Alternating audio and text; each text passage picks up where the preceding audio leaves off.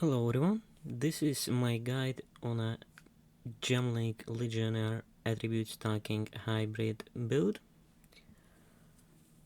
It's a borderline autobomber. Why borderline is because you have to press your charge staff once every 20 to 30 seconds, and you'll be using your Tempest Bow for the bosses and some of the rares and maybe also rituals. This build isn't new, and it is accepted by the community that this build is OP, but I've optimized this build to be actually good, both at single target DPS, clear speed, and of course survivability wise. Unfortunately I couldn't get the tier 18 map, so this is just a tier 17 map that I will run for an example to show how the build performs.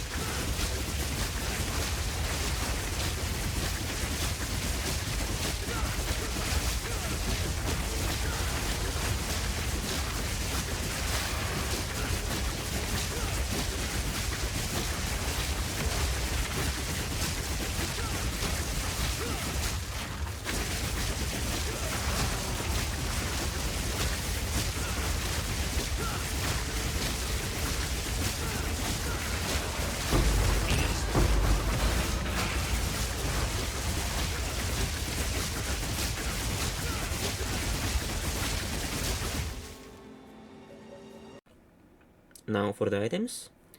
The first item that you'll be using is obviously a Pillar of the Cage God. You'll be using a 12% increased weapon damage corruption and 2 attack speed soul cores. The elemental penetration soul cores ain't worth it because you have a lot of LPN on your jewels on your tree. In the early game, you will be using a Pillar with 3 socket corruption. You'll be using flat cold damage in those sockets because in the early game you really want a lot of flat cold damage because you have to freeze things somehow and you have no kind of wisdom action and no the 3 dragons helmet to reliably freeze everything you see and generate the power charges. Now for the second item, it'll be the helmet and it'll be the 3 dragons. It is the best assault helmet for the end game because you want your lightning damage to freeze instead of electrocute. You can use, or you could use the electrocute gem in the past, but with the last patch,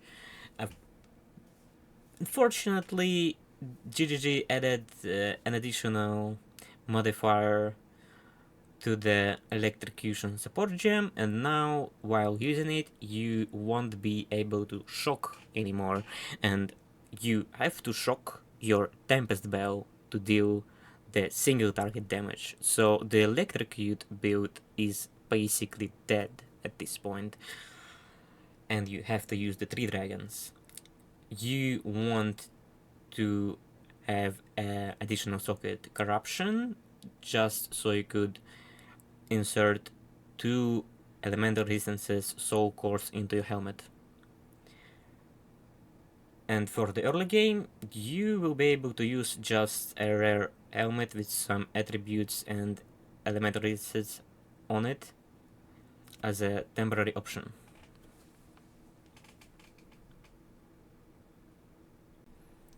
Now for the chest piece, you'll be using a Marire Invictus body armor as your endgame option.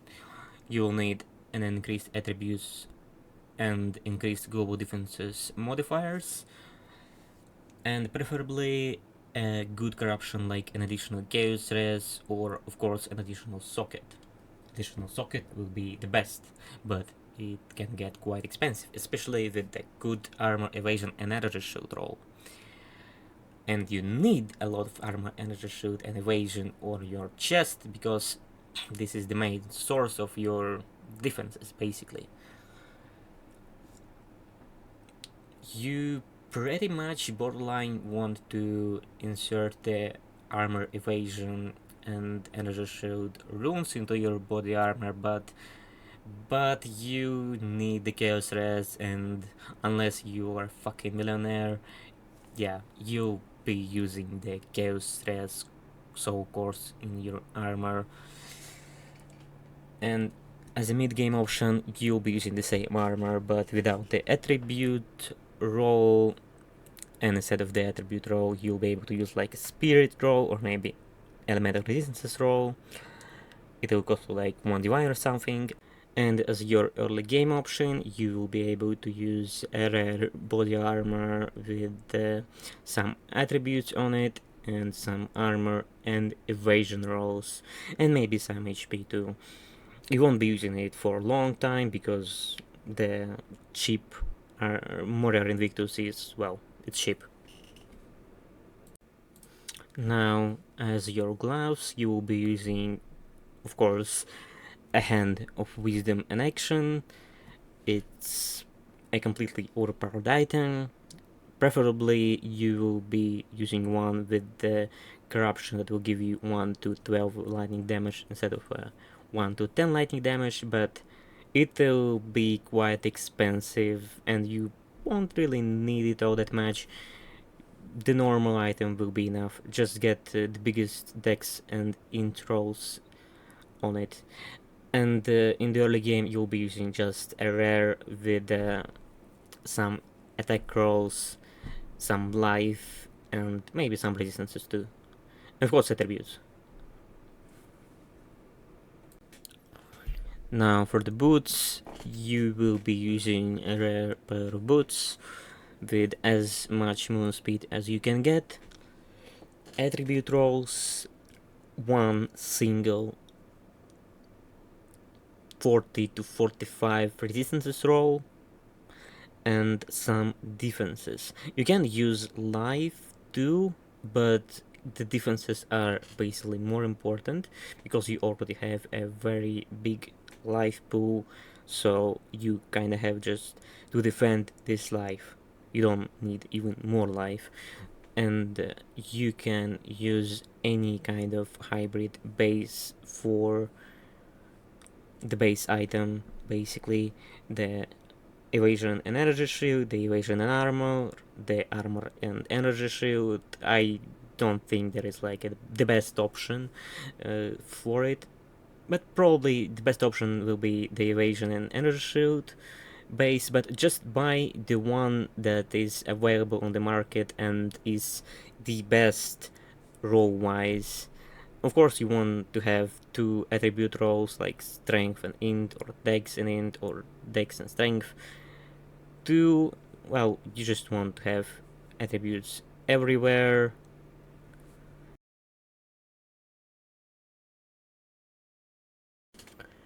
And your belt will be a second source of the elemental resistances. You'll need again 40 to 45 resistance rolls, but now you'll need two of them. So if you have a fire res on your boots, you'll need cold and lightning resistances on your belt. This is very important. This is how you cap your resistances basically, and of course you like to have as much strength on your belt as possible, and you'd like to have a plate belt, not some other base. For the prefixes, you'd like to have life, armor, and flask life recovery rate. Do not sleep on the flask life recovery rate. It is very important because basically this is the only way for you to heal during the boss fights, well, reliably heal. And if you're fighting the end game high difficulty pinnacle bosses, you'll need that flask recovery rate. As for your rings, well, first and foremost, you want a prismatic ring as one of your rings to cap your resistances for the all elemental instances roll as an implicit. Other than that, you'll want, of course, the attack rolls on your rings and the attribute rolls.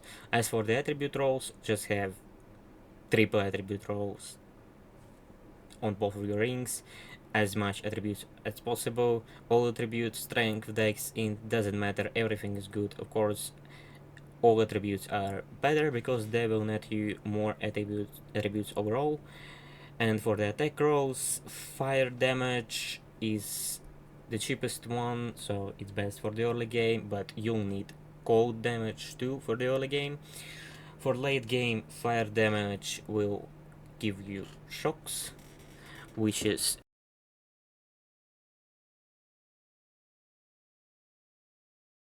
a very good thing, obviously. Well, more shocks, more reliable shocks. And lightning damage will give you more freeze buildup. Keep in mind that for the end game, you'd like at least a single cold damage roll on your rings, or just on one ring, just so you could ignite the bell, because otherwise you won't have any cold damage to ignite your bell. As for any other prefixes, well, you can have the life roll, and I think the evasion roll, and I think evasion roll is actually better than the life roll because you already have a lot of life. And for the amulet, obviously you'd like to have an instrumentis, but before you will be able to afford the instrumentis, you will be using a rare amulet with the spirit, attributes, and energy shield on it. You'll need energy shield to scale the energy shield from your armor, so your energy shield will be enough. So you have enough energy shield to actually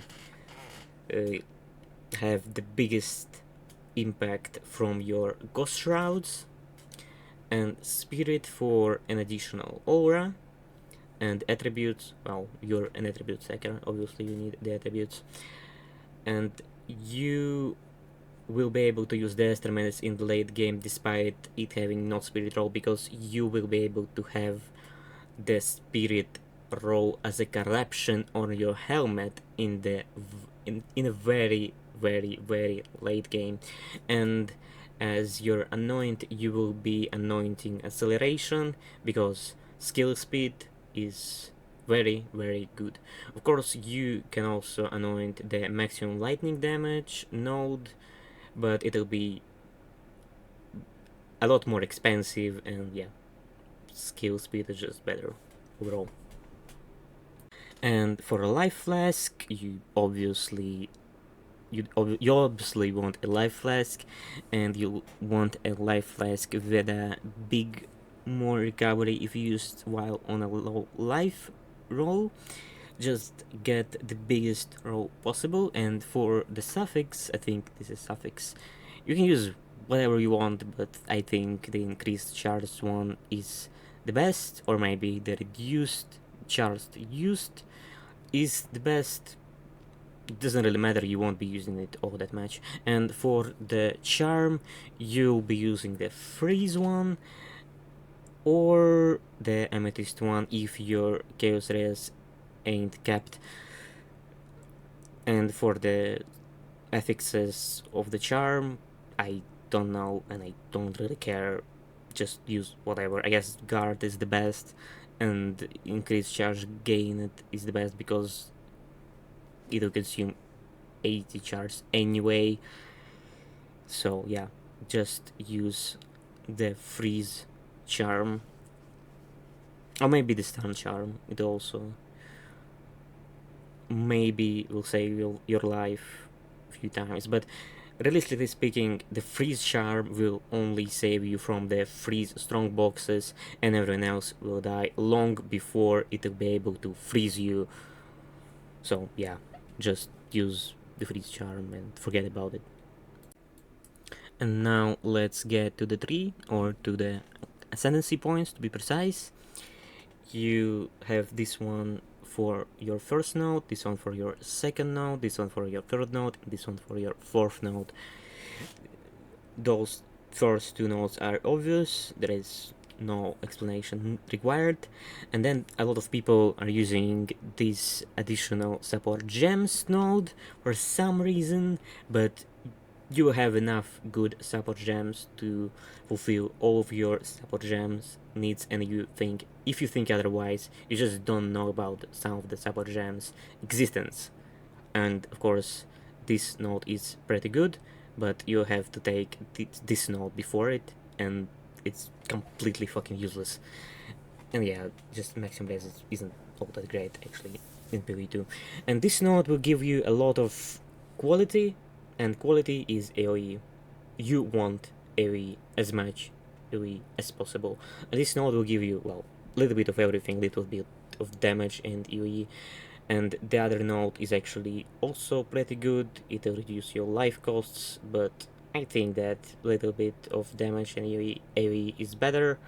But you can use the reduced cost node too. It's fine. And now for the rest of the tree, I'm talking about the early game and resonance first. You need resonance for this build to work, basically, and you don't want to level with the Pillar of the Cage God right away. If you'll be doing that, you will be dying a lot, and this is what I did. Well, if you have no early game, like flat damage rings and gloves prepared, you'll be dying a lot, and basically I died 45 times in the X and only once in the maps, and X were a complete pain for me. So just level with the grenades or something. Don't make the same mistake I did, because you basically like to rush towards the resonance right away, and the path to the resonance it's a very long path, and you basically have to deal with everything for like 4 or 5 acts without any good nodes and any damage. Nodes, you'll be taking those 2 nodes just for some life regen that you need. Just a little bit, but you'll need a little bit of life regen. Flask life recovery rate is also very good, you'll need it. There is a little bit more life regen and armor. More armor and more armor against critical hits, which is very important. You can get those nodes for the rage, but you'll be able to get the rage from those jewels, and they are extremely cheap and overpowered, so there is not much reason in those rage nodes, because you can just get the jewels right away. And then you'll be going to the top. Well, not right away, but yeah, you'll be taking this node for the maximum elemental resistances and just the elemental resistances roll, because it is very important. And then you'll be taking blood magic. Those nodes will give you a bunch of damage and strength, of course. This cluster is very good, but this right part of the class cluster will be taken by you only after you get Hand of Wisdom in action.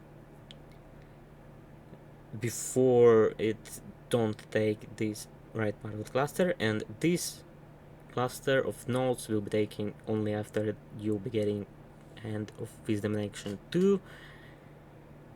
And this node is just fucking stupid. I don't know. I guess we're gonna say goodbye to it in a few patches, because why would you have crits if you can just have this node? This node's basically stronger than your whole fucking ascendancy. Like, why would you even go crit if you can just take this node and do more damage? It's unknown to me. You can also take the maximum lightning damage on the top right, but you basically won't be needing it.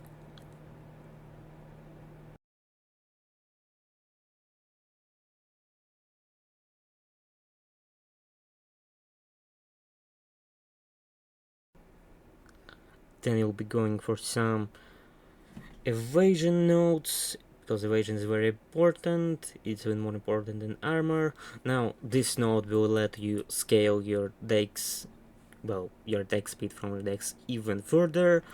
So we basically have 3 ways, 3 layers of dex stacking, which is insane, and all of them are attack speed stacking. I don't know how GGG are gonna nerf it, but I don't know how it even came out of the playtest. You'll basically just move faster with your attack than with your dodge rolls. It's insane. Go and say goodbye to this node too in the near future. Those nodes will be giving you a lot of evasion, and then you'll be going for another jewel node, and you'll be socketing grand spectrums into those jewel nodes with 3 grand spectrums and resistances on your boots, belt, the prism guard node, and a ring, and of course the helmet. You will be capping your elemental resistances completely, and maybe even overcapping it, and you even can corrupt your grand spectrums for even more resistances. Now for the jewels, those affixes are basically the only useful things you can get. And of course the rage on hit 1, which is completely overpowered. There is also an elemental damage affix, but it's way more expensive, so yeah. And you'll be using increased chance to ignite just to more reliably ignite your bow. Now for the emeralds, you will be using lightning pen, attack speed rolls, and increased evasion rating. Increased evasion rating is the most important one, and of course lightning pen too. And Other than that, you will be able to use something like increased element threshold on those jewels, or maybe something like freeze build up with the quarter stuffs, which is suffix. I think is the best in slot suffix, but you'll need evasion and attack speed and lightning pen, and freeze build up jewels can be and will be quite expensive. Well, they were expensive when I was trying to buy them, so yeah. And starting from the level 91 and further, you will be taking such nodes as, let me check, those two nodes. They will give you just more defenses. This node that will give you just more armor, it's 25% increased armor. I don't really know what, if you even need this stun threshold or not, but yeah, you just be getting this for the armor. Those three nodes for even more evasion and armor, and in the early game you'll be taking this Elepen node because you won't be able to just stack the lightning pen, and you'll need some pen just to do the maps and the bosses. There is also this node again, the maximum lightning damage that you can anoint, but the skill speed as Brilliant is just better. And this node will let you scale your attack speed from your decks even further, but well, it's not as good as the other nodes, so yeah, you won't be taking it. Now for gems, you won't need any 5 links and any 6 links, but I will cover them nonetheless. For the Tempest Flurry, you like Martial Tempo, you like Ice Bite, Glaciation and Inspiration. And as a 6 link, you'll be using the Deep Freeze. The Deep Freeze will let you freeze the bosses for even longer time period, and you basically kill them before they will unfreeze. It's very strong, and this 6 link is actually pretty good one. This is what you want to have as a 6 link. Other skills though, they're totally fine on a 4 link, yeah. Now for the chart stuff, you will be using persistence, you'll be using conduction and inner weight. Inner weight will give you just some free damage, and conduction will give you some more reliable shocks, and persistence, well, it just give you more quality of life. Also, you have to quality this skill as your first skill that you will call, because it will give you even more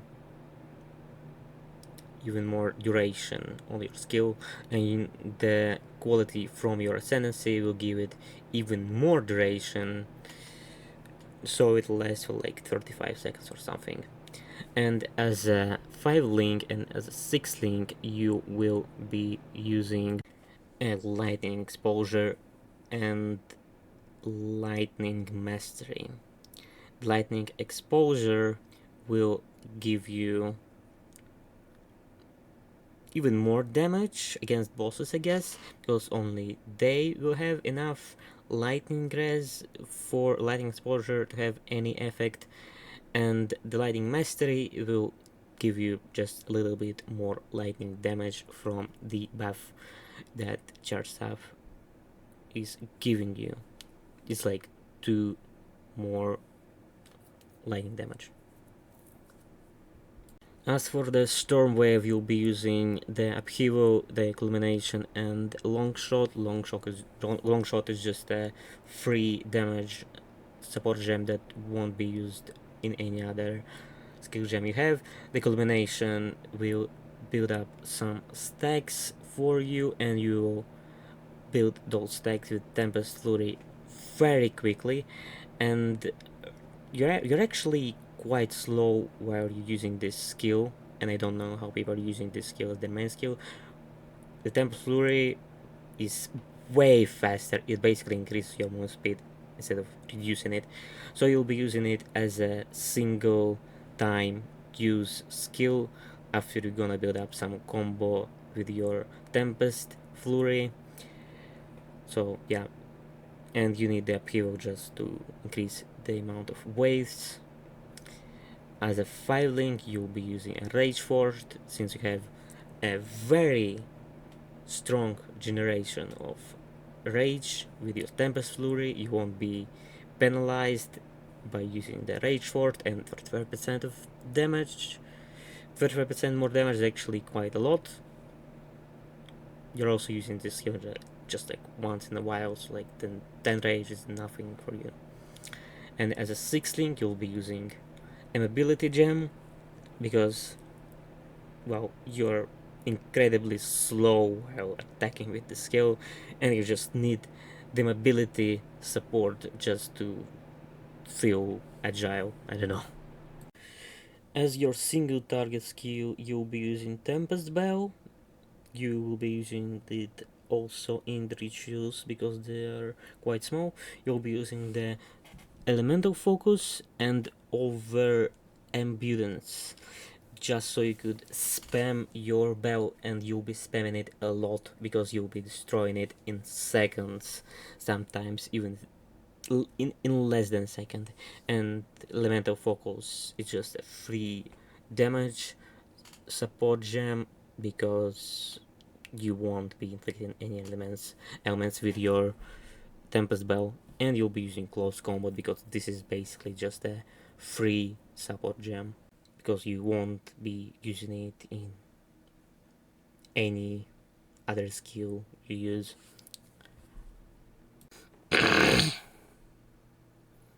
And as your 5 link, you will be using the Immolate just for the free damage, and as your 6 link, you will be using the conk effect or whatever it's called, because you don't need the AoE with the bell, because it's a single target skill. It may hurt your ritual performance though, if you're using Tempest Bell in your rituals. The only problem you will encounter with your conk effect is the Forge boss, like Kitava-like boss, the Titan that's standing, and you're just fighting him on the platform, like Kratos or someone, and you're just being thrown around the arena like this because your Tempest Flurry won't be targeted on the Titan. It won't be targeted, I don't know. It's just gonna target random things, not the Titan, not the Bell, just random things. And yeah, this fight is absolutely awful for this build, and Concave will make it even worse. But there is a easy solution for this build, for this fight. Just never do this fight. Just if you see a boss in the forge, just fucking ignore it until the hotfix.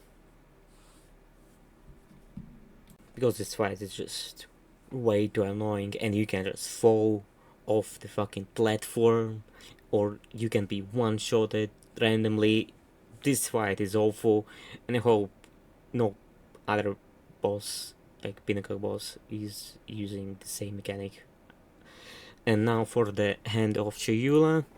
You won't be using it much, but you'll be using Temporal Chains, will take Mark, and the increased curse effect. The Temporal Chains will prolong the freezes on your enemies, which is good, but not good enough to use it on anything but Pinnacle bosses. And Voltaic Mark will increase the effect of shocks that you inflict on the targets that are marked by the Voltaic Mark. It's borderline useless, but it'll give you a little bit of damage, so yeah, you might as well just use it. And as a 5 link, you'll be using the slow increase for the temporal chains, and as a 6 link, you won't be using anything, because I don't even know what you can use as a 6 link for the skill. Just don't waste your orb, please. it's pointless. Don't do this. Just don't. For the auras, you will be using the Wind Dancer as your first aura. Unfortunately, you won't have enough quality to have 5 maximum stages, but even on 4 stages, it's just OP, let's be real, and you'll be using it blind, maim, and Frost Nexus as your support gems. Frost Nexus will freeze, well, the heat from Gale Force will freeze the trash mobs and to proc the Frost Nexus. As your 5th blink, you will be using the Lightning Infusion, because you only want this Gale Force skill to freeze enemies, you don't care about any other damage type. And for your 6th link, you'll be using this thing. It does something. It's Portland uses, but it does something. If you have a 6th link Wind Dancer, you can use this thing, but yeah, don't 6th link your Wind Dancer.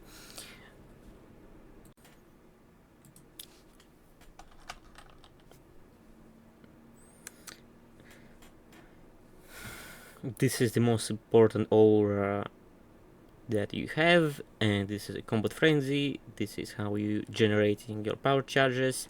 You'll be using the profusion and the cannibalism. You'll need to use cannibalism just so you could sustain life in maps, but if you'll be using Astra Mantis, you'll be dropping cannibalism and getting the life on kill on your jewels instead. But before you'll be using Astra Mantis, just use cannibalism because you can afford it. For the next aura, you'll be using the Ghost Dance, and it'll just give you the use for your energy shield by recovering your energy shield on hit. This is also why you need a lot of evasion rating. Without the Ghost Dance, your energy shield is basically useless. And of course, early device, your main solution to the clear speed. You'll be using magnified effect, using Culling Strike, and you'll be using Primal Ornament because it won't multiply the cost of early device. So it's basically a free support gem. For the 5th link, you will be using the Code Mastery, and as your 6th link, you will be using an Execute support gem. And this gem ain't perfect because you won't really see it in action, like at all. You can also swap the elemental focus from the Tempest Belt with the Execute and vice versa, but like, yeah, it's just not a very good gem. And this is the time when you might have an idea of changing your ascendancy nodes, but let's be real, one imperfect support gem in your device is just not enough of a reason to change your ascendancy. So now I'm gonna freelance about some min-maxing questions or concerns that you might have. First of all, why some of my small nodes are strength and some of them are int? The question is easy and very simple. Just go to your refund master and start refunding strength into the int, and open the gem tab and look for the damage increases or decreases and stop refunding or changing the second it will stop giving you the damage. And keep in mind that charge staff also giving you the flat damage that you're getting from the int, so you might have some corrections. You might say that int is also giving you error effect, and what can tell is that it's fucking useless. Stop jerking off the explosions. Stop jerking off the hell device. I have quality ascendancy, and it's more than enough to explore the whole fucking map. The fact that you're not gonna explore the whole map in a millisecond and you have to spend like 1 more millisecond to hit another mob, there is no fucking difference. Stop jerking off the explosions, please. The other question you might have is, why am I not using garbage tier blue jewels with the attributes on them? The answer is again simple. They're garbage. Those rare jewels will give you more damage than those magic jewels with attributes on them. They won't only give you the damage, they also gonna give you the differences like evasion rating or even elemental ailment threshold. But besides all that, they will give you lightning pen and attack speed. Any combination of those two things is better than your garbage ass fucking jewels with attributes on them. Stop thinking that attributes is like the best thing in the world. They're not. They're good, yes. This is what you're stacking, yes. But use your brain and look at the numbers. They're not that good to use garbage jewels just for the sake of having the nodes. Like,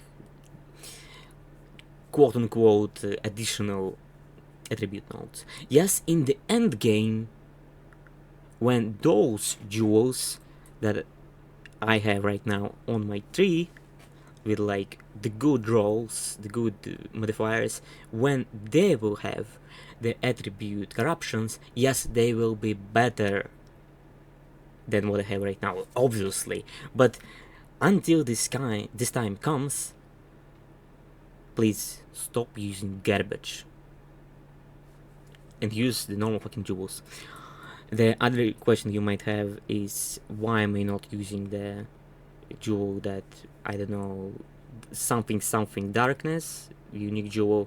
It's just that I don't have a place for it and it's quite expensive. Maybe in the hyper end game I'm gonna use it, but for now I can see a reason to spend my currency on this shit, like, at all. It just feels kind of pointless. The other question is, why I'm not using the cluster right here. It's because this cluster is fucking garbage, that's why. It's mathematically garbage, I'm sorry. The other question you might have is, why am I not anointing this thing? And the answer is, again, quite simple. It's because I like the skill speed more, and I don't like having reduced fucking chaos res, like, for the sake of having a little bit more damage and maybe a little bit more life. It's just not worth it. Maybe in the end game, I will change my mind, but for now, no, just no. Like, the skill speed is just better. This thing is just worse, especially since on the maps you encounter a fuck ton of chaos damage. Yeah, like, I've seen some people with like 20 chaos res, like 30 chaos res, or maybe even less chaos res than that, than this, using this node, anointing this node. Like, I don't know. I don't know what to say. Like, if you want to kill off your character, there are better ways. You can run a 4th trio of Sakema. If you want to kill off your character, this is the best way to kill off your character. So, the other question you might have is, why am I not using Ingenuity Belt? And the answer is simple. It's because the rings that will be good enough for Ingenuity Belt, they're too fucking expensive. They're incredibly expensive, and if we're talking about the breach rings, they're probably non-existent altogether. So basically, you to cap the elemental resistances, you'll be getting rid of your ingenuity, and you'll be swapping a single attribute on your rings, both of your rings, for the elemental resistance. So you're basically getting rid of one of the attribute rolls to give a 50% or 60% increase to the other two attribute rolls. So in the end, you're gaining nothing. And yes, the end game, Giga Ring, will have Giga rolls, and it'll be a breach ring, and it'll be better than whatever belt you can have, and it'll have a lot of flat damage. And yes, this is true. But your rings will cost you more than all of your gear combined. And your belt also have a strength rest, so keep that in mind. Strength roll, yeah. So for now, until we're in a hyper giga ultra endgame, having a rare belt with armor, life, more armor, life, recovery, flash, great, whatever, and just 2 good resistances and a strength is better than using an ingenuity. It's just better. It's just a better option. And you'll be less stressed about getting giga big endgame rings. So yeah, in the giga endgame, ingenuity will be better, but for now, yeah, unless you're a fucking billionaire, don't use it. So yeah, talking about the weaknesses of this build, I guess the only weakness of this build is the damage over time, but you can just slash away from the pools of blood, and like the bleeds are only existing in the ultimatum, so I don't really think this build has any weaknesses at all. I just hope that GGG just gonna nerf it and won't kill it off completely with the future patches, but I don't really know how they're gonna nerf it. Anyway, that's it.